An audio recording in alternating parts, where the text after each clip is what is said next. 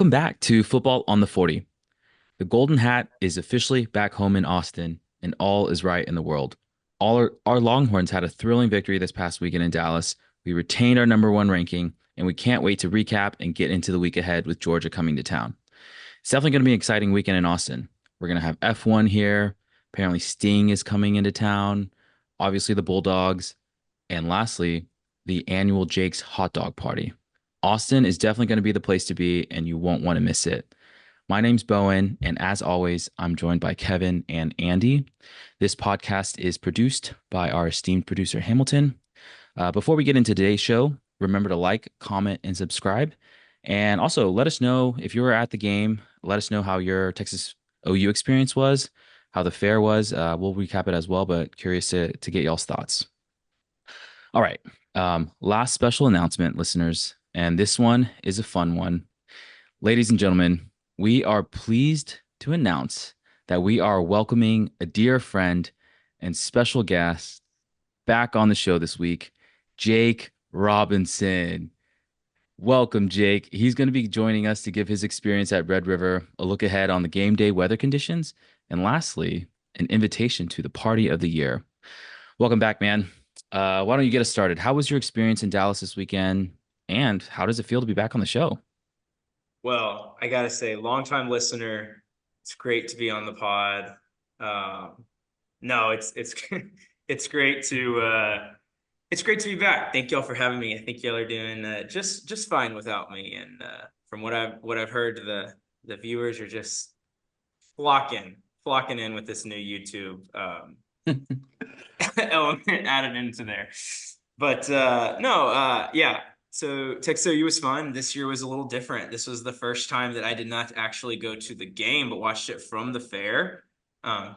Just couldn't justify that $500 ticket when our good dear friend Chris Del Conte decided for the first time to not give me the option to buy a ticket through UT for the first time in 12 years. So anyway, no, but really enjoyed actually watching it at the fair and the shade.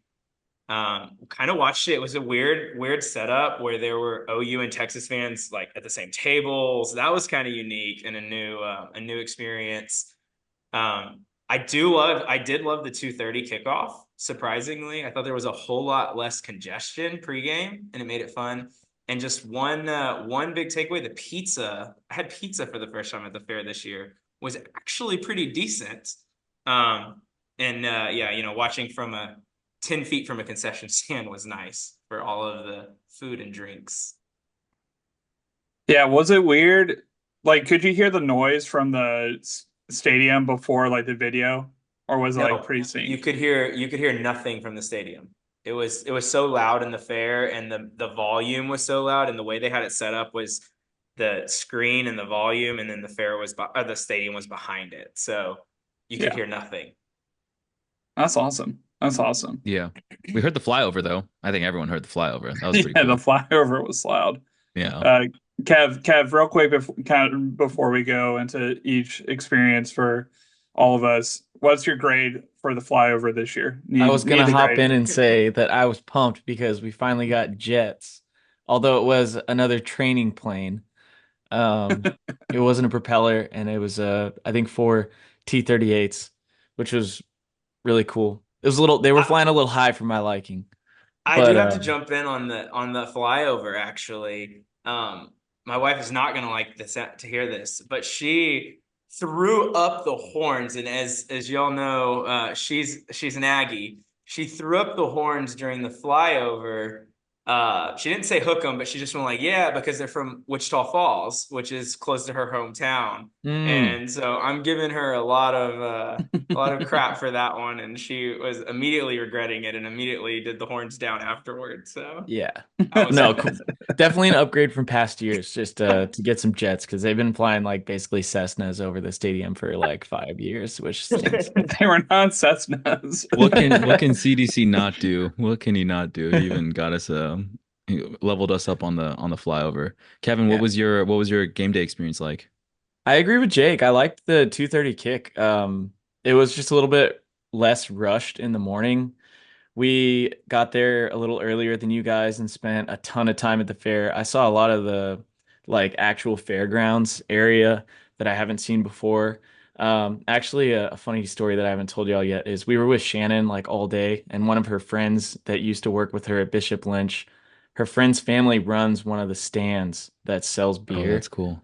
And there was like kind of like a, hey, like we want two, and we like paid for two beers, and this person that I will not name gave us like five beers for the price of two.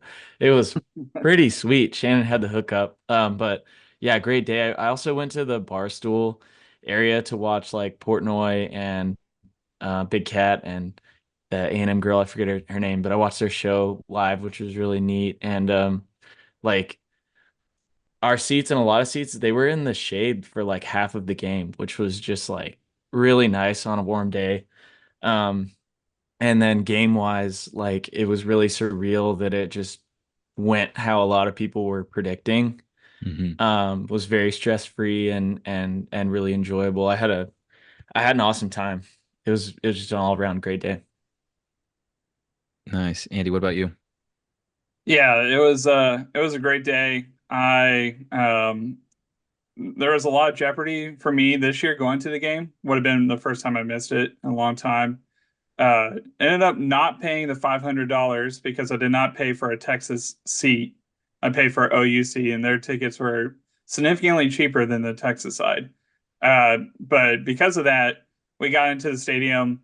Stadium was a mess. Kev, I know you experienced it too. We can talk about it more in a second, trying to get in.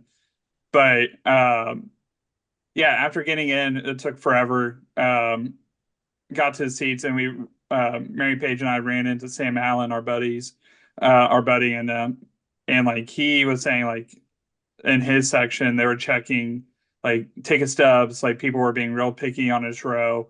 So I was like, oh man, like this is not going to work. I was trying to sit with my brother, and when I went up to my brother's seats, for some reason, the 8 seats to the left of us, no, they never came ever throughout the whole game. So like we had basically half a row to ourselves, or like a third of a row to ourselves, which has never happened to us at a Texas OU game. We also had a banner right behind us that blocked the sun, so we literally were in the shade the whole time too. So like That's completely like amazing. miracle Were situation, and were didn't were end up y'all under paying the that much. were y'all under the St. David's healthcare banner? Yeah. Oh man, we purposefully try to buy tickets under that banner and we are never able to. Oh no. Yeah, we sat in that section, and like we had the sun on us maybe for 5 minutes because there was like a small crack at the bottom of it. But like we were literally in the shade the whole time, which I was really thankful for because uh, for Mary Page, she's pregnant right now, so I don't know how well she would have done in the sun. So, yeah, that was really nice. And then she did have an interesting experience going to the restroom a couple times. One time there was a sewage leak within the restroom that was disgusting. Ooh.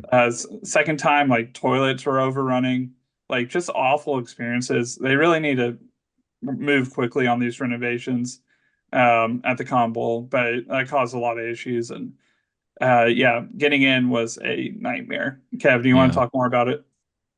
Definitely, because I was ranting about it and I talked about this last year a little bit also, but I'm all for history and tradition, but I'm genuinely ready for this game to move to Jerry World. The Wow. I was stadium, actually going to ask you that. Whoa, I was going that's to a ask bold you that yeah, on take. the pod after you were Whoa, yeah. ranting. The stadium yo, is not prepared for that many people. The Cotton Bowl was expanded, and I think the number of seats increased by like maybe 35 or 40% several decades ago. And when they did that renovation, they just didn't add amenities for more people. It took Laurel and I and Jay and Shannon legitimately 45 minutes to move about 50 feet to get into the stadium. It was so bad that a couple thousand people in my, gate or whatever were every few minutes like booing the staff as loudly as fans were booing OU at certain points in the game. And like Andrew said, you go to the bathroom, it takes 20 minutes, you try to get water, it takes 20 minutes and half the time they don't have any water left. Like it's really a terrible viewing experience if you think about amenities.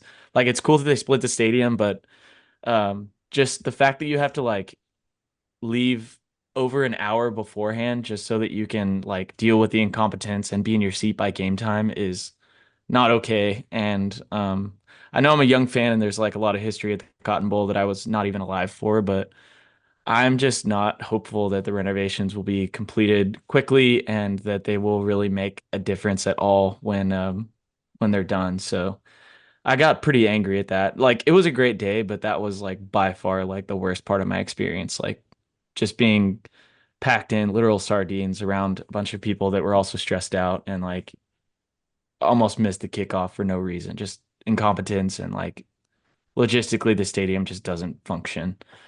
Ooh. Which is kind of sad, but not to like drown out the rest of the great things about Saturday, but that really was the worst and it's not uncommon. It's like almost an annual experience now for us. Dang. Well, True. to get your wish, you got to wait another 12 to 13 years minimum because I think it's like 2036 or 2037.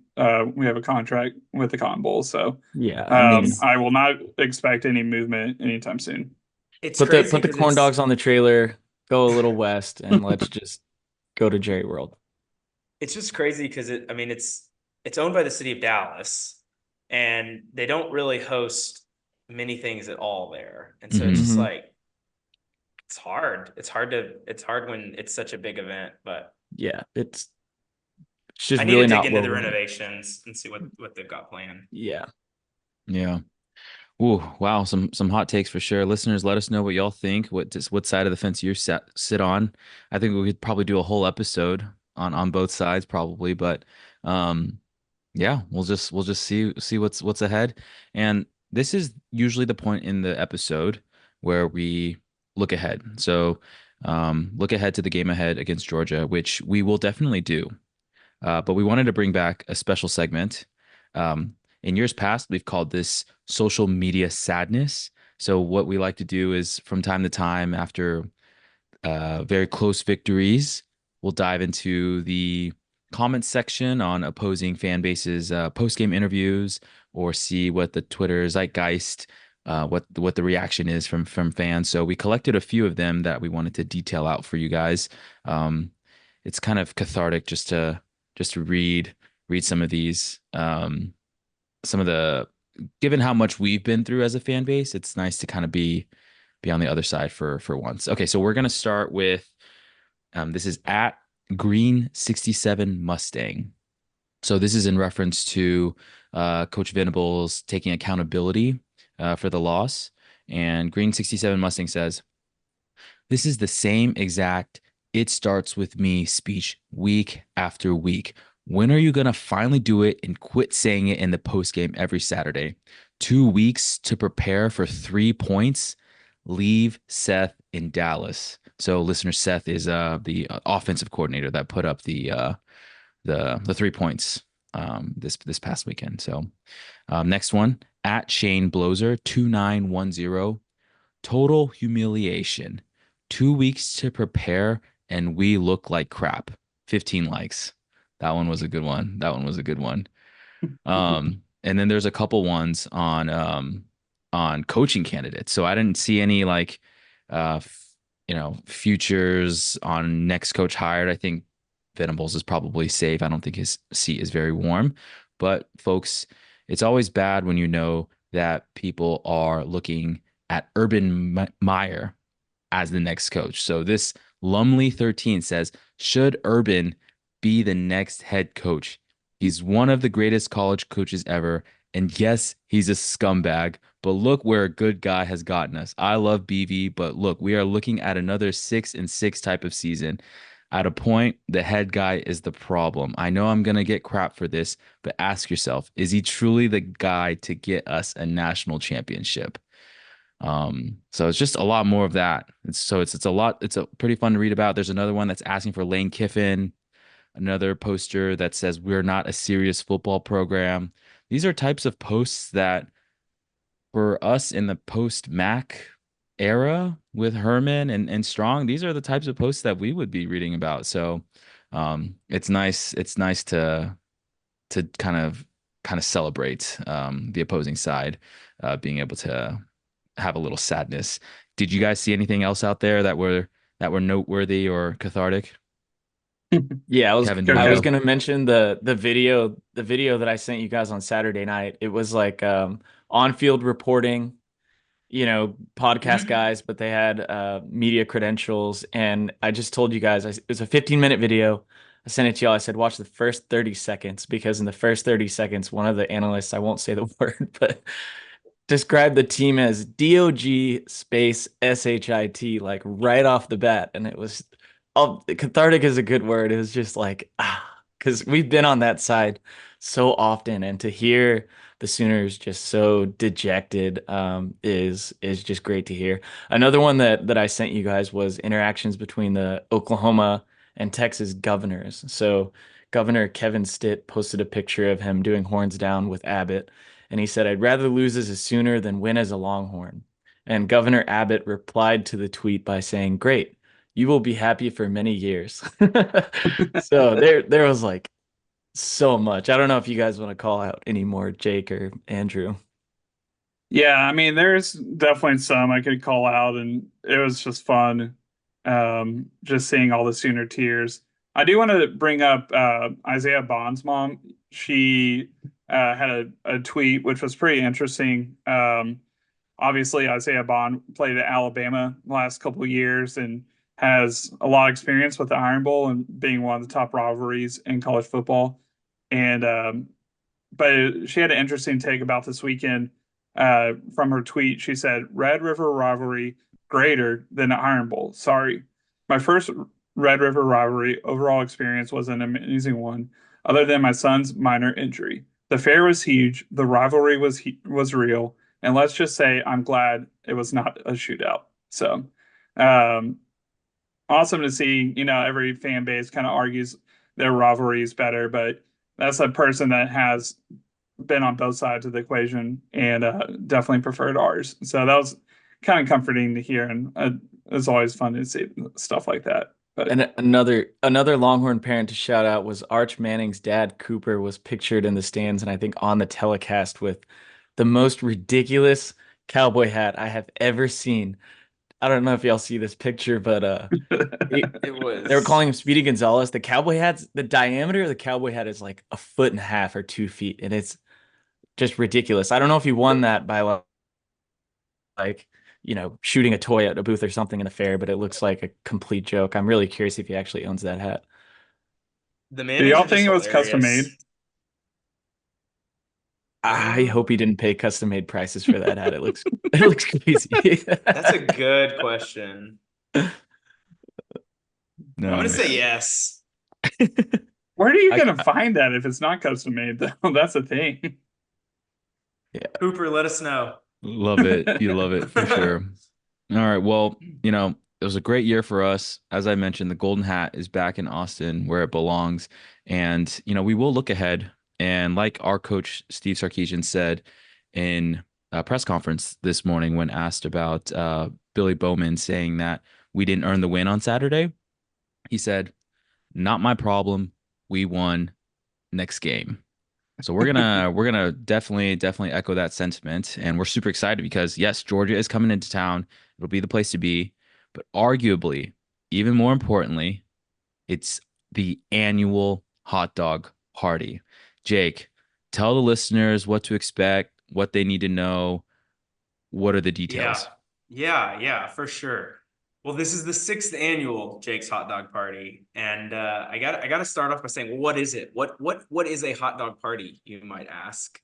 And so, this was a brainchild of a Vegas penthouse about 7 years ago. Actually, we took the COVID year off because no one came to games, so I was like, why do that?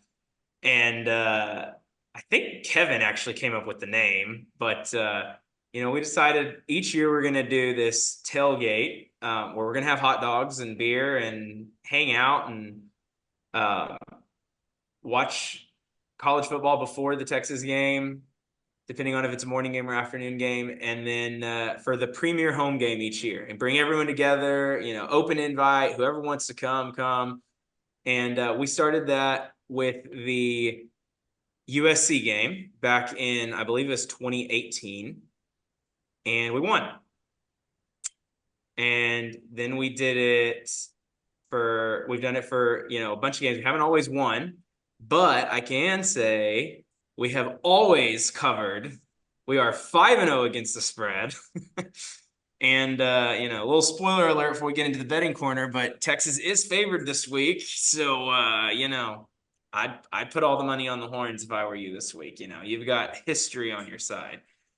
But yeah, got a new location this year. I moved into a new house. My wife and I got a house in a new area, so we got a new location for Jake's Hot Dog Party. RSVPs are up.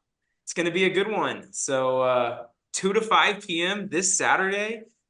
Hit up the DM the boys on the pod, and they'll give you the details for where to come if you want to join us for Jake's Hot Dog Party. Any questions, guys? Will there be wristbands this year, Bowen? No wristbands this year. We one of the first years that we did it, we got custom wristbands made and pretended to be bouncers at the door because we were younger then. We wanted to make sure everything was above board and there were no illicit illegal drinking going on, and so we were carding folks at the door for fun, and we got to keep those as a keepsake after the USC game. So that was a fun time. But yeah, no wristbands.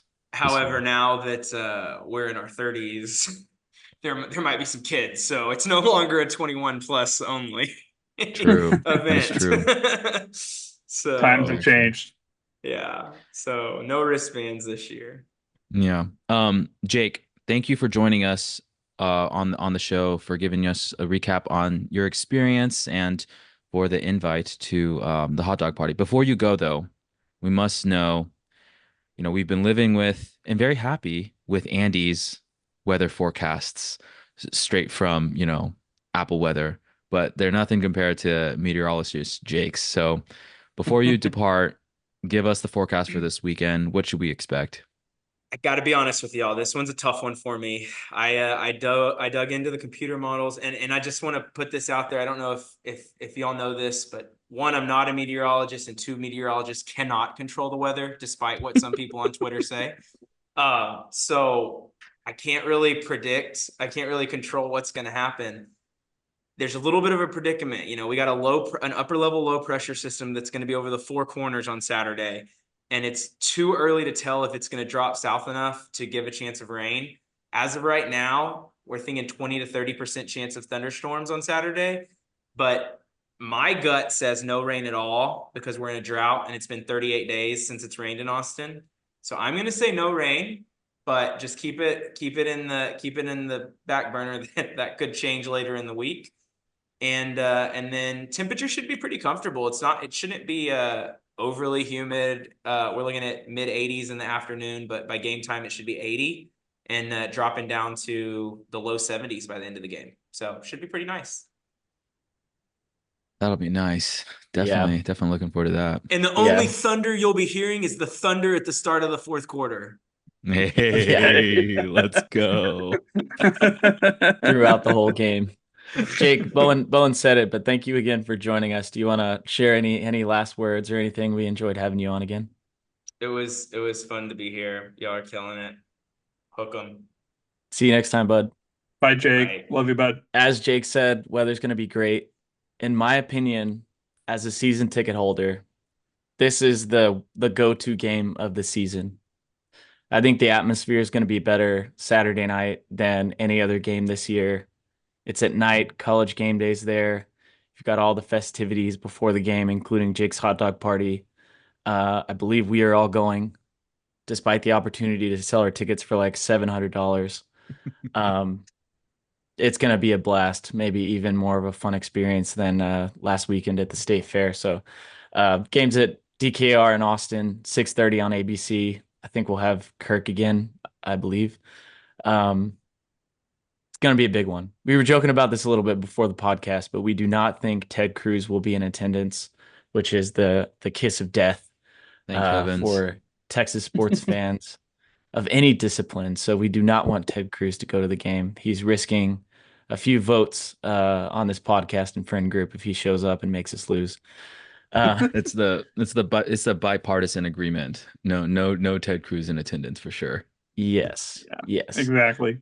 Yeah. But the opponent, don't want to bury the lead, is Georgia. They're clearly a dominant program, have had a lot of success over the last few years, and this is a matchup we've been looking forward to for some time. Georgia is no slouch, although they're not favored in the game right now. Andrew, tell us about their season so far. I will have to say, I did take the bait. I did sell my tickets. So I will What? not, I know. I will not be at the game. I will not be at Jake's hot dog party. I'm bummed I'm not going to be there. I don't regret my decision though. Made a lot of money off of it, but How much did you sell them not for? as much as $700 though, I will say, but did make a decent amount of money. All right. Don't you have a conflict though, or is it the money? It's not Uh, the money. they no, Sounds like it's the money. yeah, it's I've really heard too long enough. to get into. I've It's a heard enough. podcast. I've heard It's the enough. money. I've heard enough. Moving on. I Yeah, just I just saw a graphic of Andy like Scrooge McDuck just diving into his Yeah. little If ocean. there are any IRS agents watching this on YouTube right now, I want you to jot down on your notepad that Andrew Harris needs to report this in the 2025 fiscal year. and take my OU ticket as a loss though. I don't know. Depends if your accountant's on top of it or not. The accountant's me doing TurboTax, so we'll see how it is. But yeah, let's get into the Georgia Bulldogs and not about my financial situation. So yeah, Georgia is 5-1 on the season. They played probably the game of the year so far. The season against Alabama, that was an incredible game. They were down 28-0 early, made a huge comeback. Then Alabama took the lead at the end, and Georgia just wasn't able to score a TD at the end of the fourth quarter. But yeah, 5-1. They gave up 31 points to Mississippi State. Some of those points were kind of, I don't want to say they were like not earned. Taking like Billy Bowman's comment, but they were kind of towards the end. Georgia was definitely in control of that game. So the score was definitely closer, in my opinion, than what the actual game was against Mississippi State. But it does seem like Mississippi State is playing a little bit better as of late compared to the beginning of the season. But yeah, Georgia is coached by Kirby Smart. Obviously, if he wins on Saturday, it will be his 100th win. So let's hope that doesn't happen. That'd be not a fun time for him to win that game, especially for Texas fans. But yeah, he was a defensive coordinator at Alabama from 2008 to 2015, won 4 national championships with Saban during that time. So obviously those defenses were dominant, some of the best defenses we've seen this century. I mean, just numerous NFL players on those teams. Has won 2 national championships since being at Georgia, played in another one. I mean, he's a gold standard of coaching right now in college football, which I'll agree. I mean, I think any team for the most part would trade for him. Even though we're pretty happy with Sark at the moment.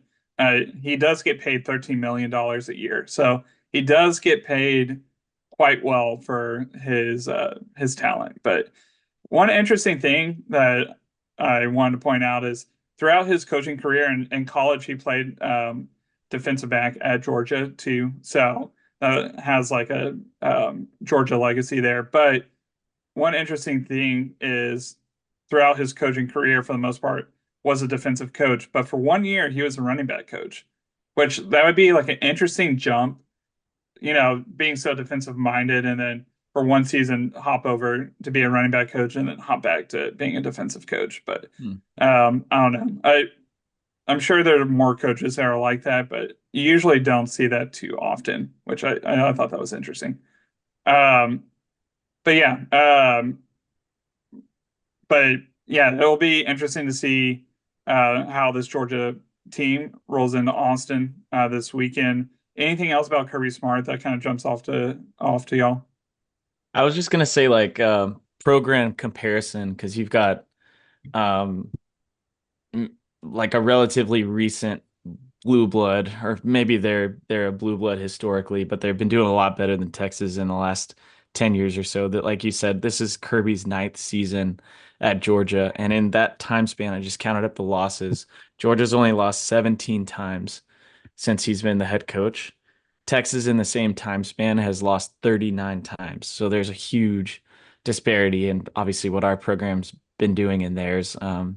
I think the significance of us beating them would be huge and telling to kind of like reinforce the whole like Texas is back thing. But on their schedule, I was just gonna say like this is only our third SEC conference game.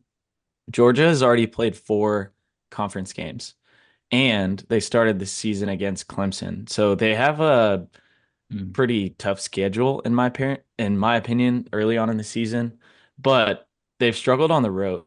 They barely beat Kentucky on the road, like you said, and they lost to Alabama on the road. So there's a lot of unknown about like which Georgia team is going to show up if they're going to continue to play poorly outside of Athens. I hope that's the case, but um, I think that storyline of like perennial like CFP member Georgia versus resurging Texas is a really cool one this week.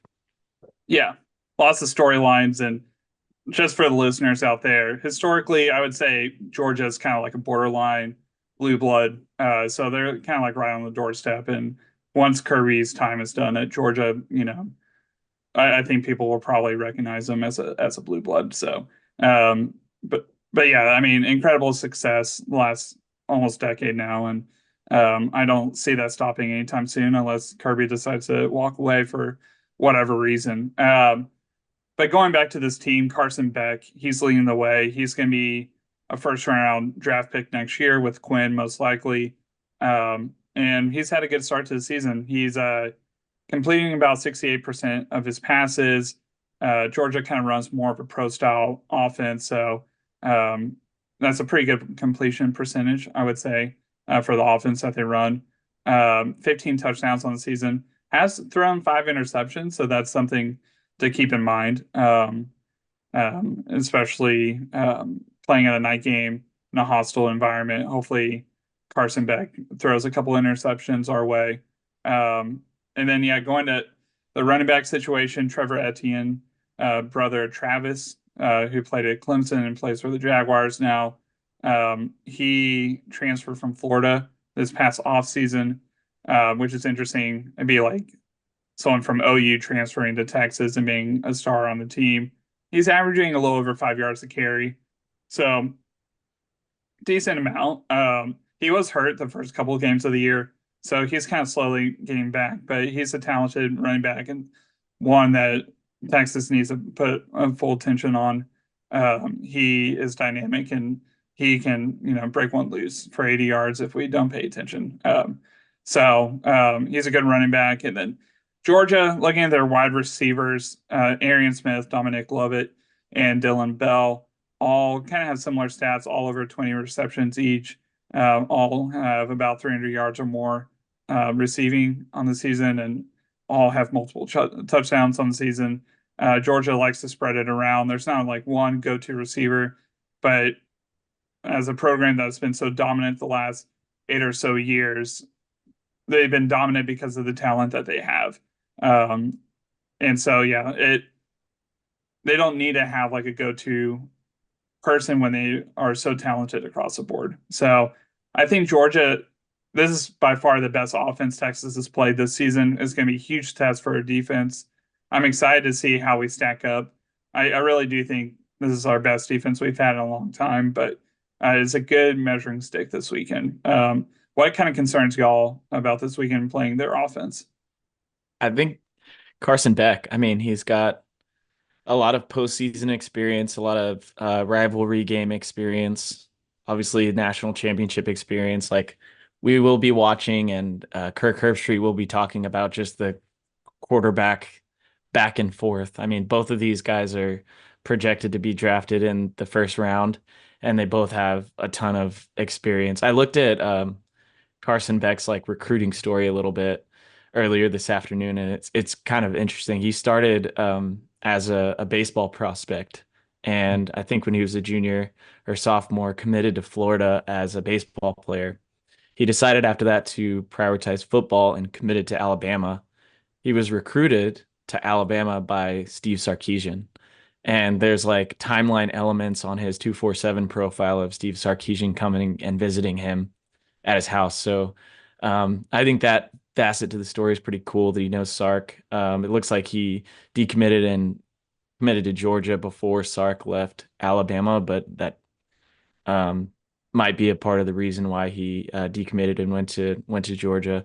Anyways, I think it's like you said, this is by far the best offense we've played and the best quarterback that we've played. So, success definitely isn't holding them to 3 points. Success, in my opinion, might be like holding them under 25, which we really just don't know. Like, is this the best defense in college football on the Texas side, or, are we good enough to hold them to like 21 points? We'll see.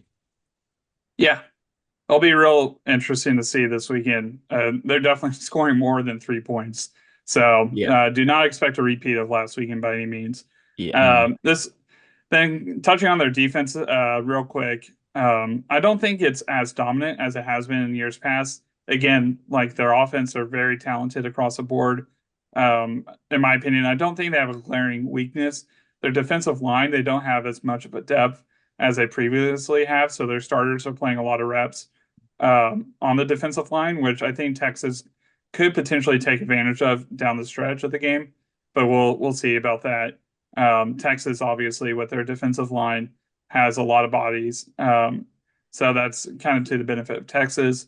They're giving up about 17 points on the season, which is about 20th in the nation. They did give up 41 points to Alabama and 31 points to Mississippi State. So, yeah, Georgia's defense has benefited against teams that don't have as much of a prolific offense as some other schools. But it'll be interesting to see. I do think Texas will be able to put up some points against them, even though they are very talented.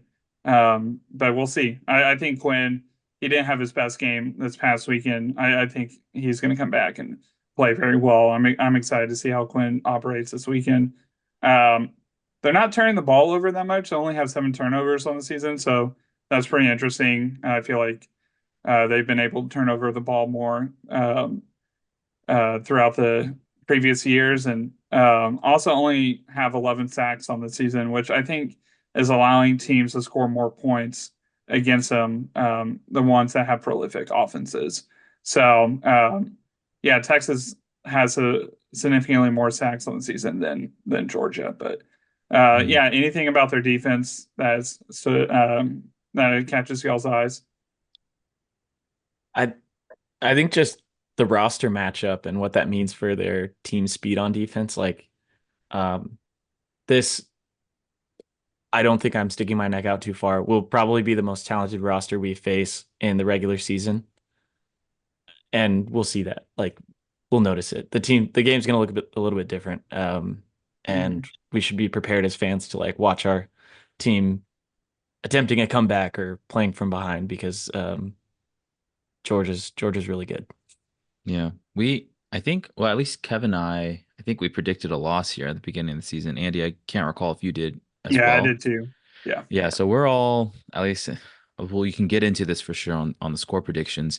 But yeah, at least going into the season, we were, I feel like rightfully pessimistic going into this weekend. I'm interested to see how things have changed when we get into score predictions, but I can't also help but like think about I know we shouldn't, but like the narrative around the season around like, people tweeting possibly about like a rematch in the SEC championship game and then maybe another rematch in the playoff.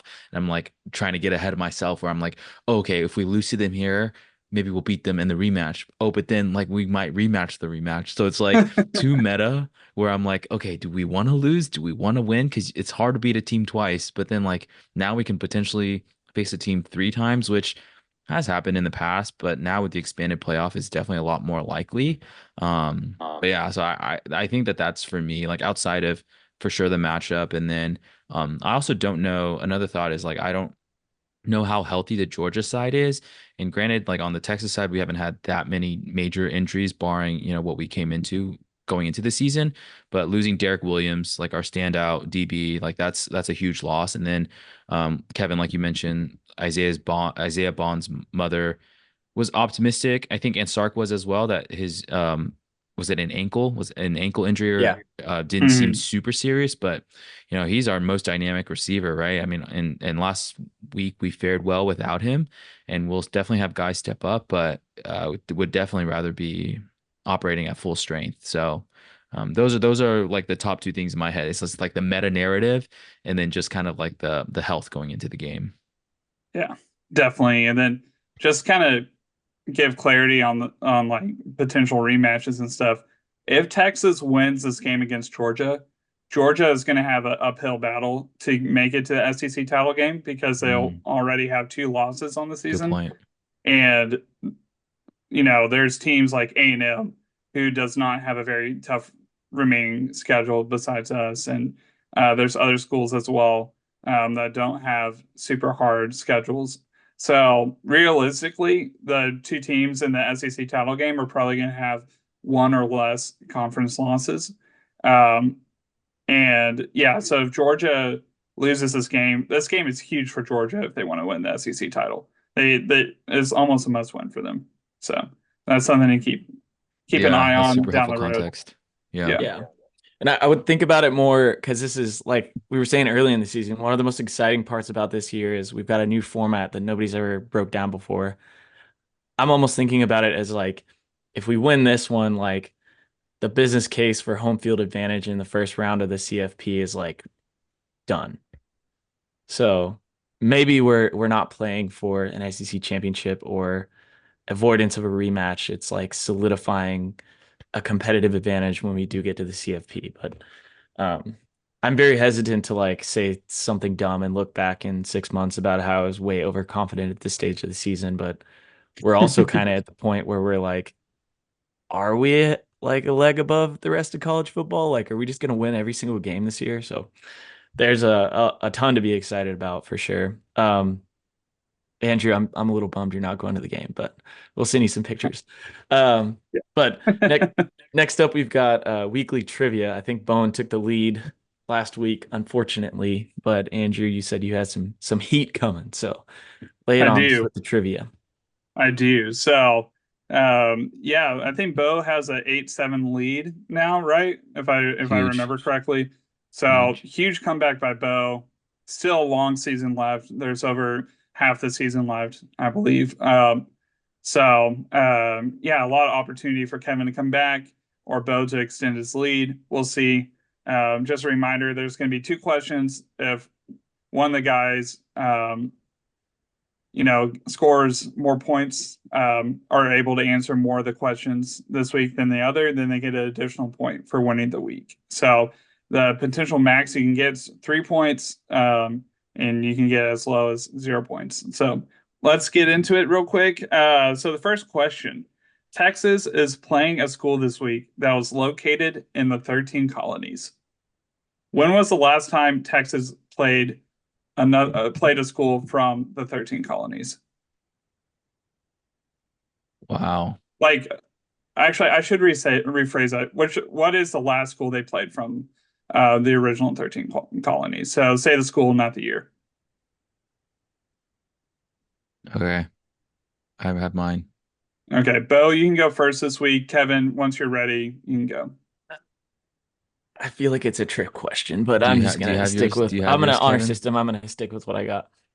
Okay. Okay. I'm gonna go with Maryland. Okay. I don't even know if that was the 13th colony. My I'm US history I teacher I'm would be gonna say disappointed. I really don't feel good about this answer, but I'm gonna say Alabama. Nope. The answer is Georgia, actually. Wow. So the 2019 Sugar Bowl was the last time. Bo, you were very close. You're in line with Maryland. Yeah. Maryland would have counted, but that was slightly earlier in that season. So We should edit that out. My dad's gonna be really frustrated about that answer. it's all good. We'll make it up. We'll make it up to you, Mr. Mathis.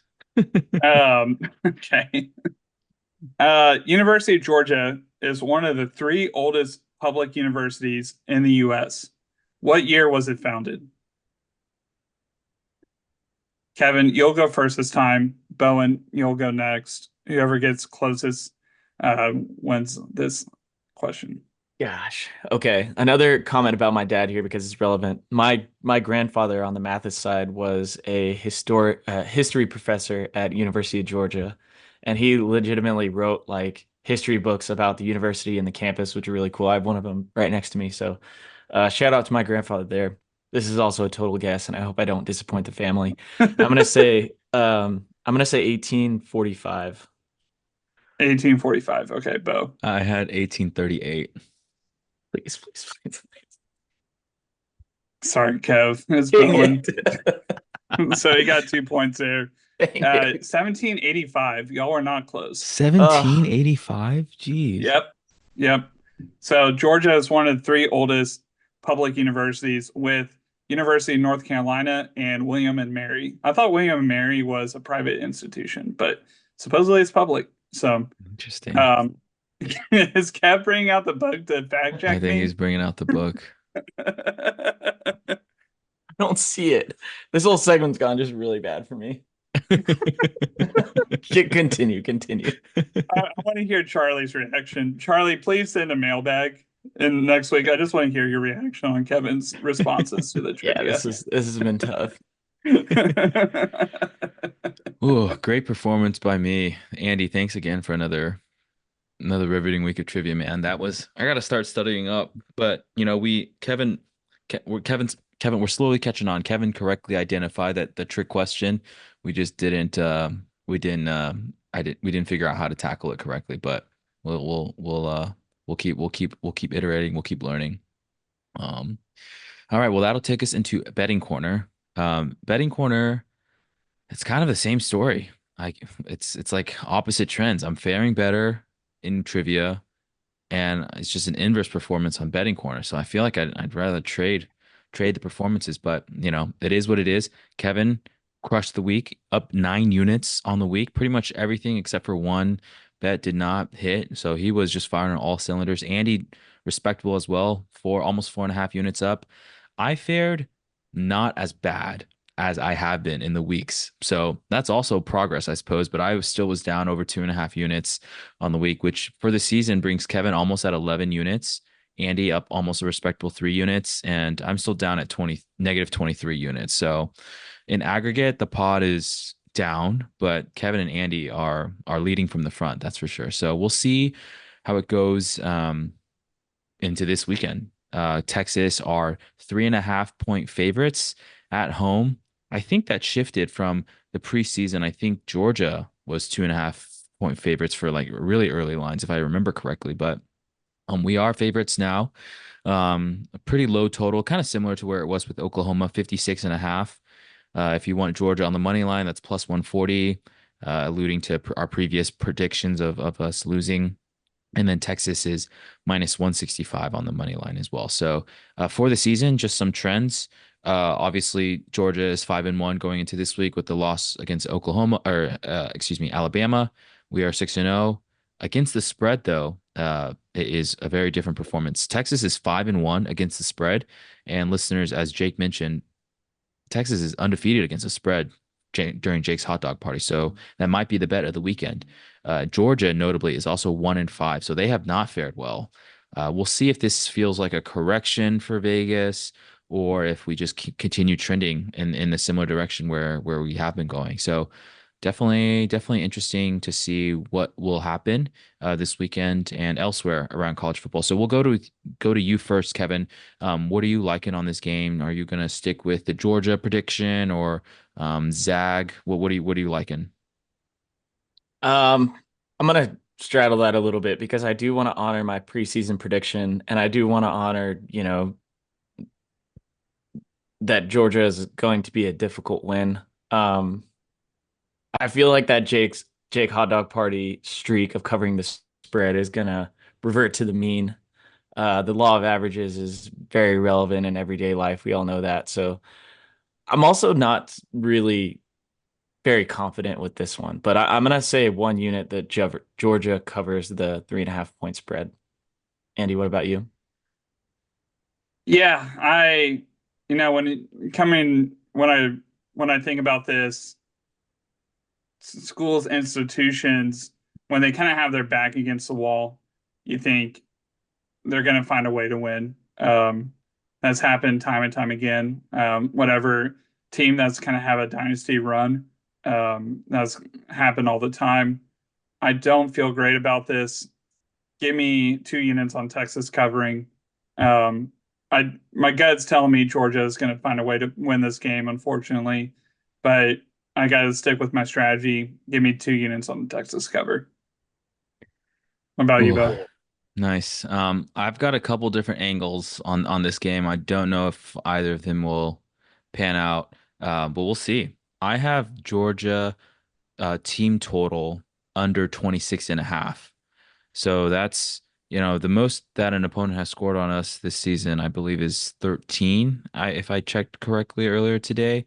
So that's almost double what a team has scored. And obviously, like Kevin mentioned, Georgia will be the most talented team that we face, but I trust the defense to try to hold under 26 and a half. That feels um, like something I can root for, cheering for the defense. So 3 units on that.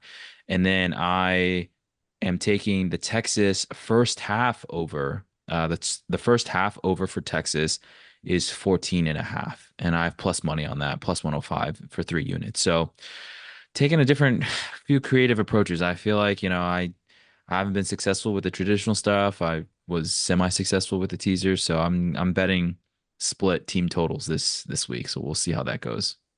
Yeah. Have you ever tried going against your gut? Not yet, but I'm not too far from that. I think if this week doesn't go well, I think I might have to jump on the Andy school of betting. So we'll see how this week goes. What about elsewhere around the league? Andy, we'll start with you first. What are you liking from this week's slate of games? Yeah, I'll give a couple. Obviously, OU did not play very well against us. Their offense looks terrible. They're playing against another pretty good defense in South Carolina. Don't feel great about this either. Give me 2 units on OU to cover that spread. I think it's three. It's either 3 or 3.5. So yeah, give me OU to cover. And then going, I have a couple other bets I'm not going to mention right now, but going away from my strategy on the season and just kind of looking at what's been happening in the Big Ten, teams have really struggled when they've gone from coast to coast in the Big Ten this season. Just look at Ohio State this past. I mean, they're technically not on a coast, but they had to go over 2 time zones to Oregon, and there's been other examples too where they haven't done so well, and it's happened both ways. Give me 2 units on Rutgers to cover over UCLA. UCLA has to travel to Rutgers, so yeah, give me 2 units on Rutgers covering there. So so we're listening to our gut now? Just on this one thing. So if this All right. doesn't bode well, then we're He's getting bold. He's getting bold. yeah, I am getting bold. All my other picks are against my gut. So That is that is a good that is a good that is some good insight on the coast to coast travel though. I mean those Big Ten. I remember when the whole conference realignment got announced and us Rutgers was always like the furthest one that we were talking about, and it was just crazy the distances because they travel with the buses for like the band equipment and stuff. So that's just a brutal drive. Jeez. yeah, I can't Yeah. imagine that. Yeah. It's a loss for climate change, boys. I'll go next. Uh, I won relatively a good amount last weekend betting on BYU. College Football Radio tells me that they're really good. We played them last season, so we kind of know that team. They're playing at home against Oklahoma State, who's 0-3 in the Big 12. The line is 9.5, so I'm going to put 2 units on BYU covering that line at home. I also like a couple of teams getting upset on the road. So Notre Dame is going to Atlanta, I think, to play Georgia Tech. Georgia Tech obviously started the season really well with a nice win over Florida State. So I'm saying that Georgia Tech wins that game. So Georgia Tech money line for 1 unit against Notre Dame. And then also LSU, coming off a good week, is going to play in Fayetteville, Arkansas. LSU is a 3-point favorite. And I'm saying that Arkansas wins that game. So 2 units on Arkansas money line there. I feel good about the home team this weekend. Hope that permeates into Austin. Woo pig. Woo pig. Nice. Nice. I like those a lot.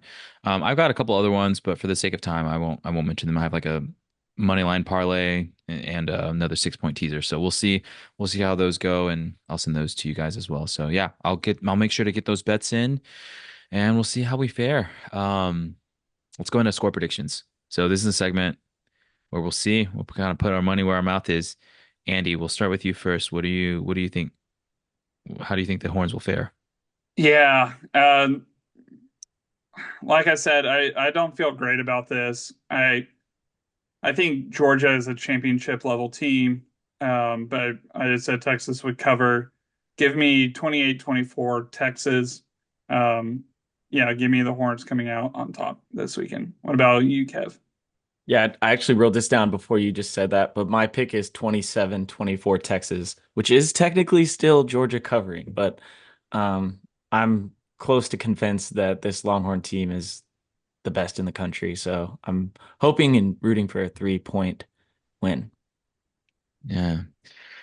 Well, boys, I think we're gonna go 3 for 3 on changing our minds from the preseason. I'm also predicting a Texas win here, 30-24. We're all around the same range. I mean, I'm selfishly, I definitely need Georgia to stay under 26 and a half, but yeah, I think we're all locked in on what we think this weekend's gonna look like. So I don't know if that bodes well for us or the Horns, but we'll see. We'll see how this weekend goes. It'll be exciting regardless, and yeah, it's gonna be a ton of fun for sure. Yeah. All right, that takes us into our last segment, mailbag. So we've got a couple mailbags from a few different listeners. One from Landon, who asks, "Did Sark hold back against OU in preparation for Georgia?" He remarked that there were no deep passes. There was no deep passing game. Um, Kevin, we'll start with you first. What about you? What do you think? Was it just you think he was holding back, or was it like a result of the scheme? What OU was giving us? Like what would you attribute it to?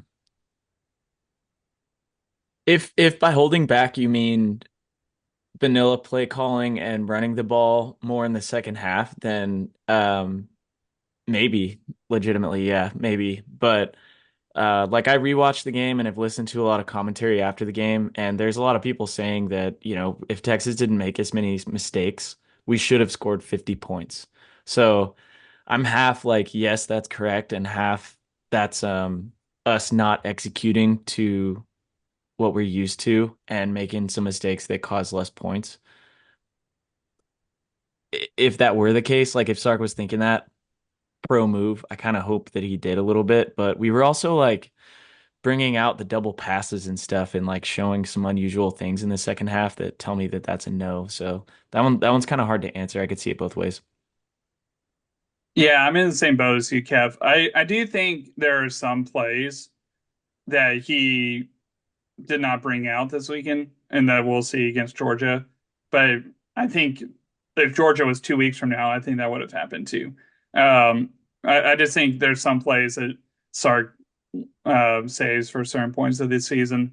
But yeah, like the Gunnar Helm first touchdown, that's definitely a play that we have not run that often under Sark. The double pass that you mentioned.